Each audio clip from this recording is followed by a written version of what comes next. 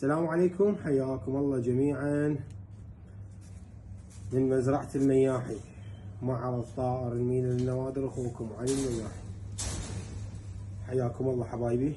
هذا عندنا الليف التعشيش الصناعي، هذا ان شاء الله الليف راح نشتغل عليه هسه، راح تلقونه بالمحل موجود. بس تعرفون انتم هذا صناعي والبلابل تفضله، بس هذا غير معالج.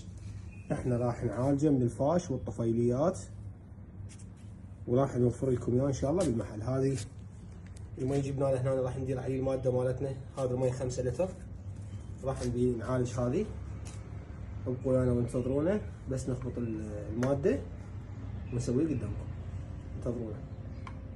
هاي بعد ما درنا الماده راح نخبطه.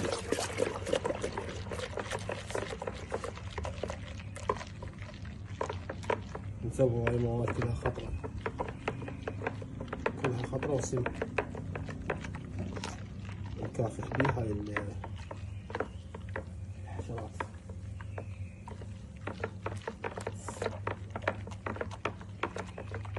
ابقوا يعني على ما نكمله حتى ندير بيه هاي الاعشاش ونعالج لكم اياها.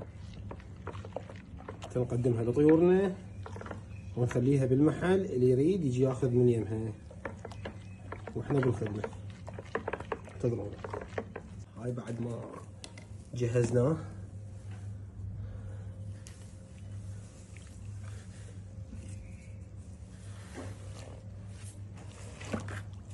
طريقه.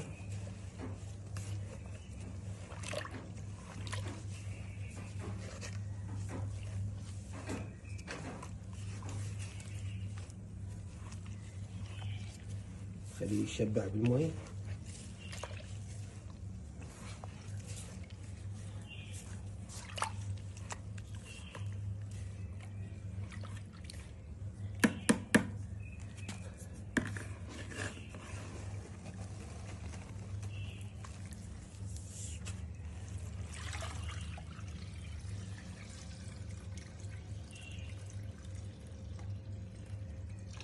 خلينا نكمل اخوان ونرجع لكم.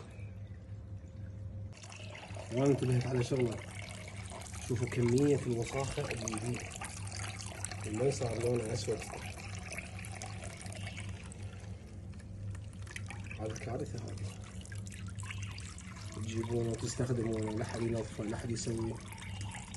هذا لازم يتنظف. هاي مواد صناعية اخوان، مو مواد طبيعية مثل اللي في جوز الهند. هذه مواد صناعية لازم تتنظف وتتعقم.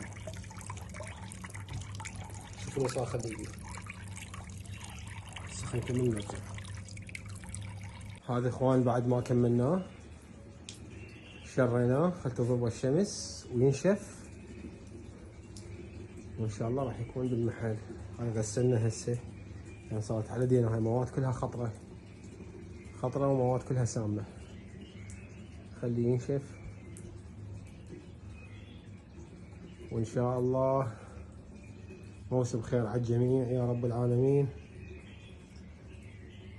ويعني المياحي مواد كلها درجة أولى، واني حاضر كلها بخدمة المربين. فأنا عرضت نفسي للخطر على مودكم وبالخدمة. تقدرون تطلبونه من محلنا ان شاء الله، موجود كمية ايش قد ما تردون، معالجة وكاملة. هذه الوجبة راح تروح للمحل، والوجبات الجاية نرتبها ونكملها وهم نوديها للمحل. هذه هيك على السريع. حاضرين.